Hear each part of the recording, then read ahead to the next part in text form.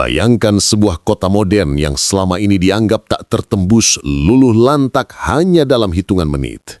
Tel Aviv, jantung Israel, kini tinggal puing-puing setelah rudal balistik Qaswa milik Irak menembus sistem pertahanan Iron Dome yang selama ini diagungkan.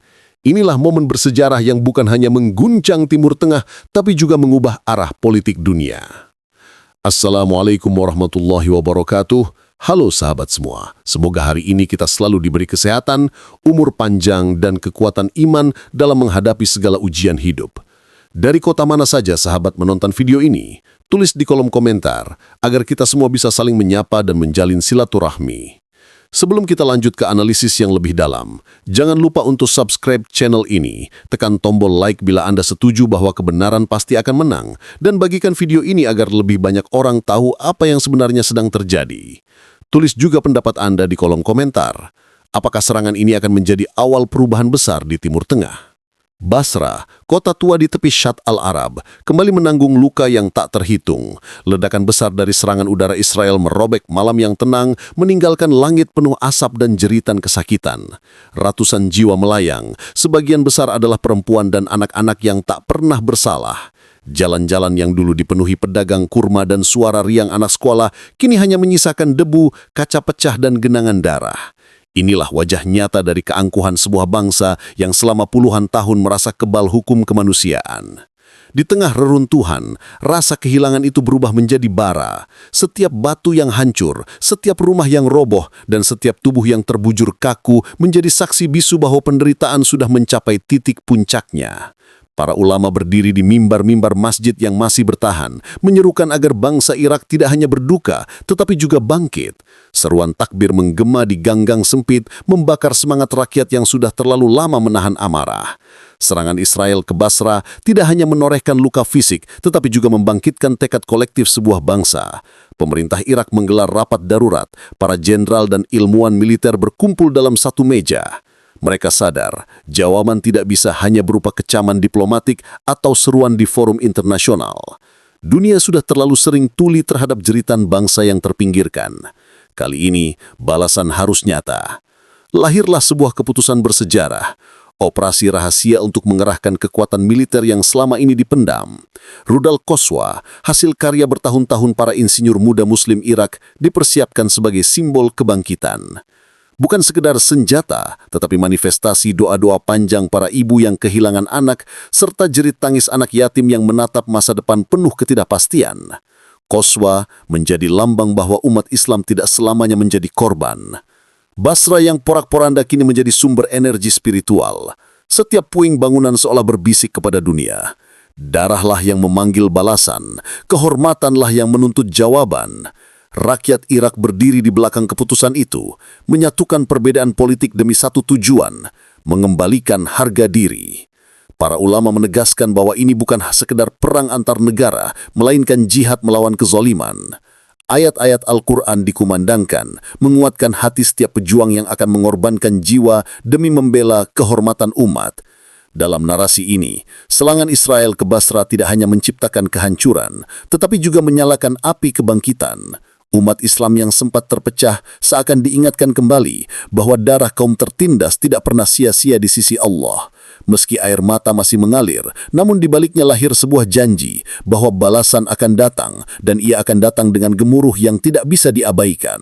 Di sebuah kompleks militer tersembunyi di gurun Irak, jauh dari sorotan mata dunia, berdiri bangunan kokoh menyerupai hanggar raksasa. Dari luar terlihat sunyi, namun di dalamnya denyut kehidupan bekerja tanpa henti. Puluhan insinyur muda Irak, sebagian besar masih berusia awal 30-an, menundukkan kepala mereka pada layar-layar komputer, papan cetak biru dan prototipe mesin. Mereka bukan hanya ilmuwan, melainkan pejuang yang berjuang dengan pena, otak, dan doa. Mereka tahu, setiap baut yang mereka kencangkan bukan sekadar logam, melainkan bagian dari sejarah perlawanan umat Islam terhadap kezaliman. Rudal Qaswa lahir dari rahasia panjang yang terjaga ketat. Bertahun-tahun para ilmuwan bekerja di bawah embargo, diintai mata-mata, bahkan diburu oleh operasi intelijen asing yang berusaha menghentikan langkah mereka. Namun setiap hambatan justru menambah pekat. Ketika jalan diplomasi tertutup, jalan ilmu menjadi senjata. Qaswa, dengan jangkauan ribuan kilometer, bukan hanya hasil kecanggihan teknologi, tetapi simbol doa yang terkabul. Para insinyur sering menceritakan bahwa setiap kali proses pembangunan tersendat, mereka mengambil wudhu, lalu kembali ke meja kerja dengan hati yang lebih lapang.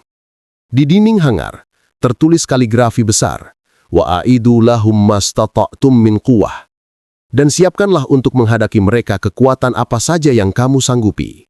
Ayat ini menjadi nyanyian sunyi, sekaligus bahan bakar spiritual di balik proyek besar itu. Qaswa bukan hanya sekadar misil. Di baliknya ada pengorbanan keluarga yang rela ditinggalkan. Ada ibu-ibu yang merelakan putra mereka bekerja siang malam. Ada istri-istri yang menahan sepi karena suaminya sibuk di laboratorium rahasia. Bahkan, ada di antara insinyur muda yang gugur dalam perjalanan, diculik, atau terbunuh dalam operasi gelap musuh. Namun darah mereka justru mengukuhkan makna bahwa rudal ini tidak dibangun dengan logam saja, melainkan dengan nyawa dan doa. Persiapan peluncuran pertama dilakukan dalam suasana hening. Malam gurun terasa dingin, langit dihiasi bintang yang berkelip seakan ikut menjadi saksi. Para prajurit berdiri berbaris, wajah mereka tegang namun penuh tekad. Takbir bergema dari pengeras suara mengguncang hati setiap orang yang mendengarnya. Suara komandan terdengar lantang menyebut nama Allah, menyerahkan hasil kerja manusia kepada kehendak ilahi. Rudal Qaswa kemudian dipindahkan ke kendaraan peluncur. Tubuhnya menjulang tinggi, berkilau keperakan diterpa cahaya lampu sorot.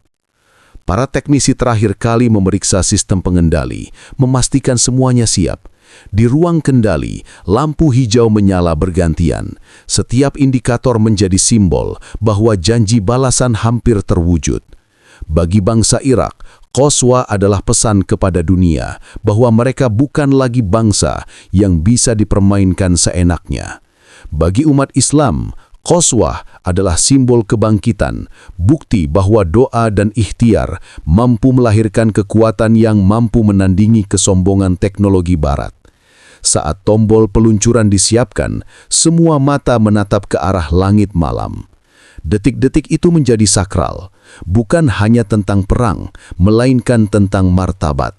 Bukan hanya tentang balasan, melainkan mengembalikan harga diri yang diinjak-injak. Semua yang hadir tahu bahwa jika Qaswa berhasil menembus pertahanan Israel, sejarah akan mencatat malam itu sebagai titik balik kekuatan di Timur Tengah.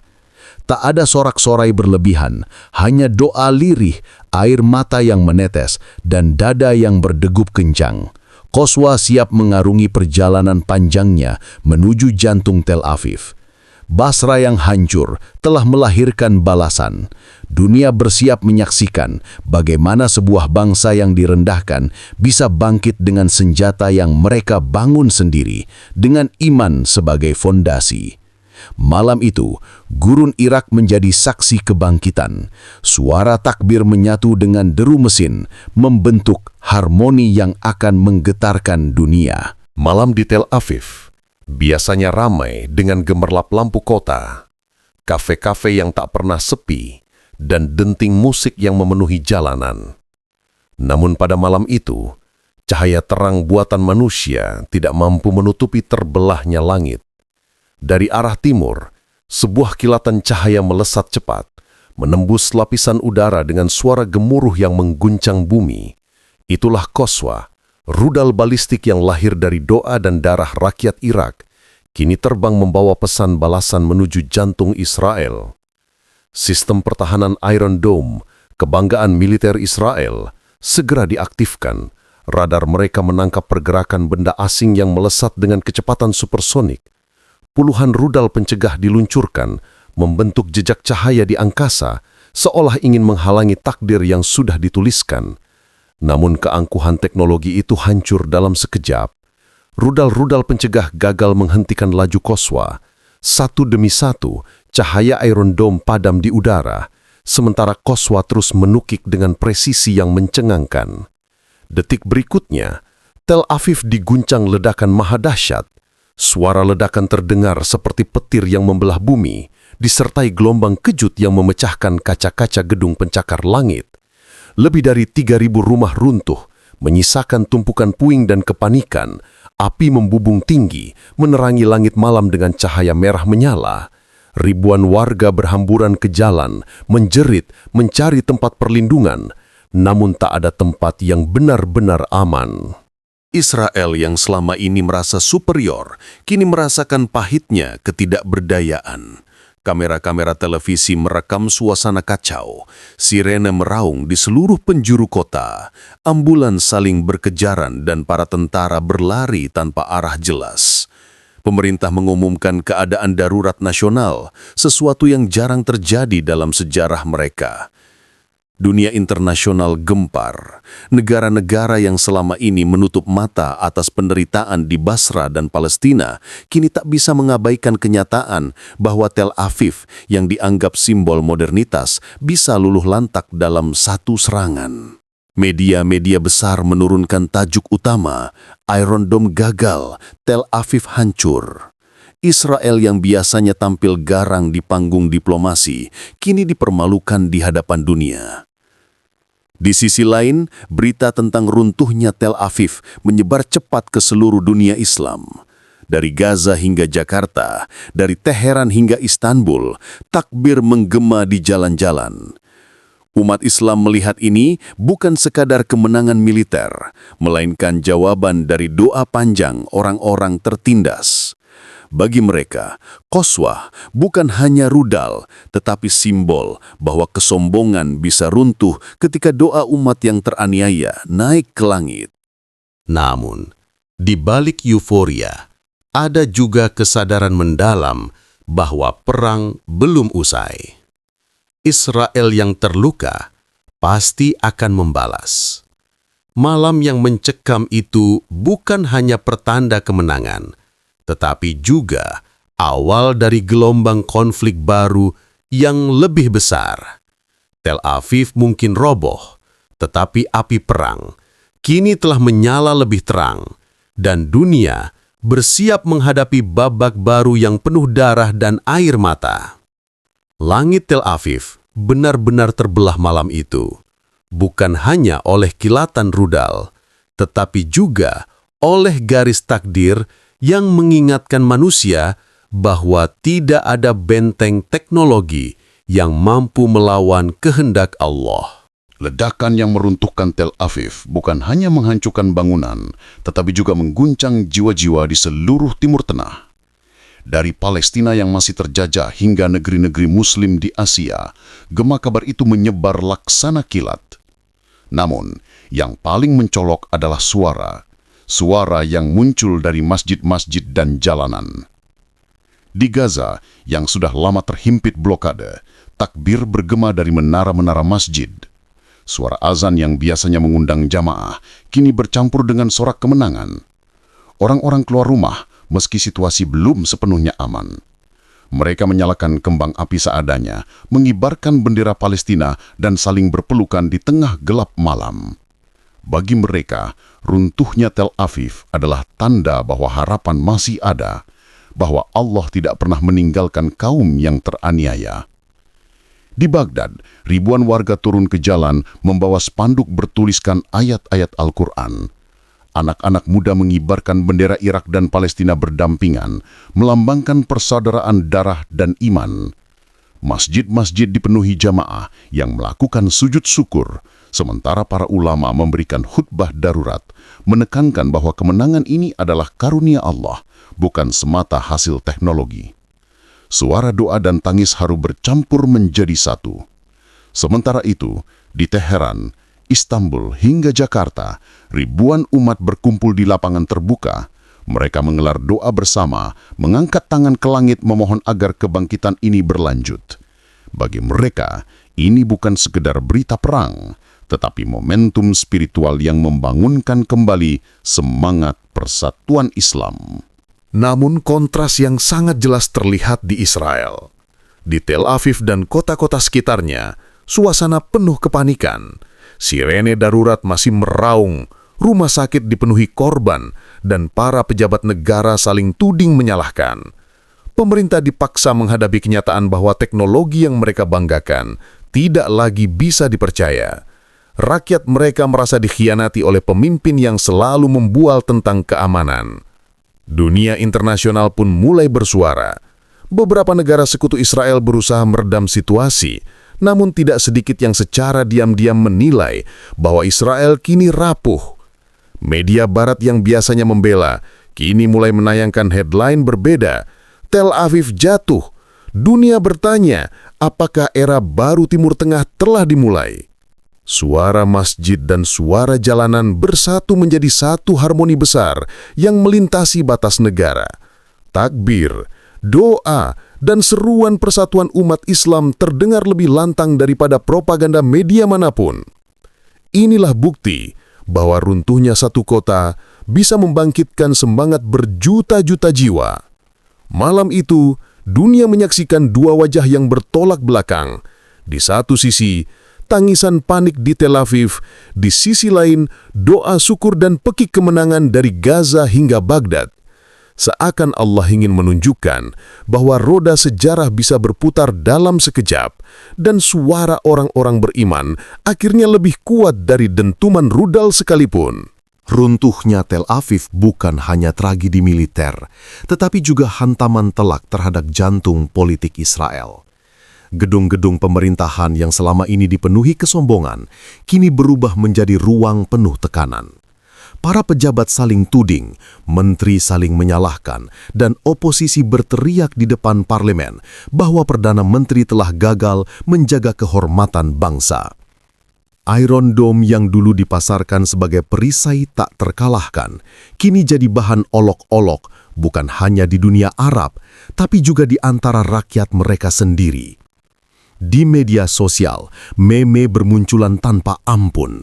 Ada gambar Iron Dome digambarkan seperti payung bocor saat hujan deras, dengan caption Iron Dome, more like Iron Doom. Ada pula karikatur Perdana Menteri Israel sedang memegang remote control dengan tulisan Reset System, namun layar di belakangnya menampilkan pesan error Mission Failed. Sindiran-sindiran ini menyebar lebih cepat daripada berita resmi pemerintah, mempermalukan mereka di mata dunia. Pemerintah Israel berusaha menutupi kegagalan ini dengan konferensi pers penuh alasan. Mereka menyalahkan cuaca, mengkambing hitamkan faktor teknis, bahkan ada yang menuduh negara lain ikut membantu Irak. Namun, rakyat tidak peduli. Yang mereka lihat hanyalah rumah yang hancur, keluarga yang kehilangan, dan fakta bahwa perisai ajaib yang selama ini mereka banggakan ternyata rapuh. Sementara itu, dunia internasional mulai menarik garis baru. Beberapa negara sekutu terlihat ragu untuk memberikan dukungan penuh. Mereka khawatir reputasi mereka ikut tercoreng jika terus membela sesuatu yang terbukti lemah. Uni Eropa menyerukan deeskalasi, sementara negara-negara dunia ketiga secara terang-terangan menyebut bahwa Israel akhirnya merasakan penderitaan yang selama ini mereka taburkan. Irak dan negara-negara yang bersimpati melihat ini sebagai kemenangan politik yang tak ternilai. Qaswa bukan hanya melululahkan tan kota, tetapi juga mengguncang kursi kekuasaan. Dalam khutbah Jumat di banyak negara, ulama menyinggung betapa Allah bisa meruntuhkan kesombongan dengan cara yang tak terduga. Bukankah Fir'aun pun pernah berkata, "Aku Tuhanmu yang paling tinggi." Lalu lihat bagaimana Allah menenggelamkannya. Analogi ini menjadi sindiran halus bahwa Israel yang merasa paling kuat kini sedang digulung ombak sejarah. Di jalanan, rakyat dunia Arab merespons dengan humor pahit. Di Kairo, seorang pedagang roti menulis di papan dagangnya, "Roti kami lebih kuat dari Iron Dome." Di Tehran, moral baru muncul di dinding kota dengan gambar rudal Qaswa menembus perisai kaca tipis disertai tulisan, "Kebenaran selalu menemukan jalannya." Meme dan sindiran itu menjadi bahasa politik yang lebih mempan daripada pidato resmi. Israel kini berdiri di persimpangan.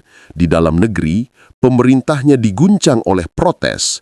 Di luar negeri, reputasinya tercabik. Dunia menyaksikan bagaimana sebuah bangsa yang selama ini bersuara lantang di forum internasional kini tersedak kata-katanya sendiri. Politik mereka tersudut, dan setiap langkah salah akan semakin memperdalam jurang krisis yang mereka hadapi. Malam itu, di balik layar kaca, dunia Islam bersorak bukan hanya karena runtuhnya Tel Aviv, tetapi juga karena tumbangnya mitos yang selama ini menakutkan. Iron Dome yang dipuja-puja akhirnya terbukti hanyalah dongeng. Seperti kata pepatah Arab, Al-kadhibu la yadum, kebohongan tidak pernah abadi. Kemenangan Qaswa di langit Tel Aviv telah mengguncang fondasi kekuasaan Israel. Namun di balik sorak kemenangan, awan gelap perang yang lebih besar mulai menggantung. Tel Aviv yang hancur menjadi alasan kuat bagi sekutu-sekutu Israel untuk turun tangan. Laut Mediterania mulai dipenuhi kapal induk asing, rada-rada raksasa berputar mengawasi langit, dan pesawat pembom strategis bergerak mendekati wilayah Timur Tengah. Dunia menyadari, perang kecil ini bisa menjadi percikan yang menyalakan api global. Di Washington, London, dan Paris, rapat darurat digelar tanpa henti. Para pemimpin Barat berbicara tentang hak Israel untuk membela diri. Namun di balik kalimat diplomatis itu, terselip ketakutan. Jika mereka tidak bereaksi, kredibilitas mereka akan runtuh. Armada tempur segera dikirim ke perairan Teluk. Media internasional menyiarkan gambar kapal perang yang mengibarkan bendera asing, seakan dunia sedang bersiap membuka babak baru yang mengerikan. Di sisi lain, umat Islam menatap perkembangan ini dengan hati bergetar. Palestina merayakan sejenak, tetapi ulama mereka mengingatkan, balasan telah datang, namun ujian yang lebih besar sedang menunggu. Di masjid-masjid Baghdad dan Tehran, khutbah Jumat dipenuhi seruan untuk bersatu. Kata jihad bukan lagi sekedar konsep, melainkan realitas yang semakin dekat. Kekhawatiran menyebar di kalangan rakyat biasa. Mereka tahu, jika perang meluas, tidak hanya Tel Aviv atau Basra yang jadi korban, melainkan seluruh kawasan. Kota-kota di Suriah, Lebanon, Yaman, bahkan Teluk bisa berubah menjadi medan tempur. Bayangan perang dunia seolah mulai terasa di ufuk. Dunia seakan terbelah menjadi dua kubu. Mereka yang berdiri di belakang Israel dan mereka yang berbaris bersama Irak serta Palestina. Di Israel sendiri, suasana mencekam. Pemerintah mengumumkan mobilisasi besar-besaran, tentara cadangan dipanggil, bunker-bunker bawah tanah dibuka, dan rakyat diperintahkan untuk selalu siap menghadapi serangan lanjutan. Namun ketakutan tidak bisa ditutupi. Setiap suara sirena membuat warga berlari mencari perlindungan. Di saat yang sama, pemimpin-pemimpin Muslim memperingatkan bahwa perang ini bisa menjadi pertarungan akhir antara kebenaran dan kebatilan. Dari mimbar masjid, ayat-ayat Al-Quran dikumandangkan. Janganlah kamu merasa lemah dan bersedih hati, padahal kamulah orang-orang yang paling tinggi derajatnya jika kamu beriman. Kata-kata ini menguatkan hati umat, meski bayangan kehancuran semakin dekat. Malam demi malam, langit Timur Tengah dipenuhi cahaya asing. Drone, pesawat tempur, dan rudal yang dipindahkan secara rahasia. Laut yang tenang kini penuh gemuruh mesin perang. Udara panas gurun bercampur dengan ketegangan politik. Semua orang tahu, satu serangan lagi bisa menjadi pemicu perang besar yang tak bisa dihentikan. Dunia seolah berdiri di tepi jurang. Rakyat menatap langit dengan perasaan bercampur, doa, harap, dan ketakutan. Gurun yang sunyi kini menyimpan rahasia besar. Apakah Qaswa hanya awal ataukah tanda datangnya perang akhir yang akan mengubah wajah dunia selamanya? Bayangan perang semakin pekat. Langit malam penuh dengan cahaya merah dari sirine dan lampu peringatan. Di bawah langit itu, umat manusia menunggu, mungkin untuk kedamaian, atau mungkin untuk kiamat kecil di tanah yang sejak ribuan tahun lalu selalu menjadi panggung pertarungan besar. Malam itu, langit Timur Tengah tidak lagi sama. Di atas gurun yang sunyi, cahaya merah sirena bercampur dengan kilatan drone dan pesawat tempur yang melintas tanpa henti. Laut Mediterania penuh dengan kapal perang asing yang berlabuh, seakan siap menyalakan percikan api baru yang bisa menjelma menjadi kobaran perang dunia.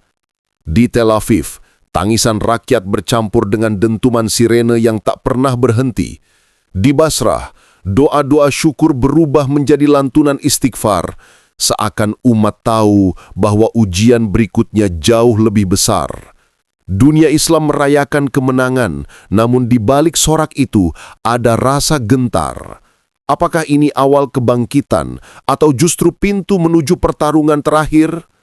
Para pemimpin dunia berdebat di ruang-ruang gelap, sementara rakyat jelata hanya bisa menatap langit dengan hati berdebar. Apakah besok masih ada matahari yang terbit dengan damai? Ataukah fajar esok akan disambut dengan gemuruh rudal, drone, dan darah yang lebih banyak tertumpah? Sejarah mencatat, Qaswa telah meruntuhkan Tel Aviv. Tapi sejarah juga menyimpan rahasia bahwa setiap kemenangan besar selalu diikuti ujian yang lebih berat. Bayangan perang sudah tampak jelas di ufuk, seperti badai yang tak bisa dihentikan. Dan kini, dunia hanya bisa menunggu. Apakah langkah selanjutnya akan membawa umat menuju kemenangan yang dijanjikan atau ke jurang kehancuran yang tak terelakkan?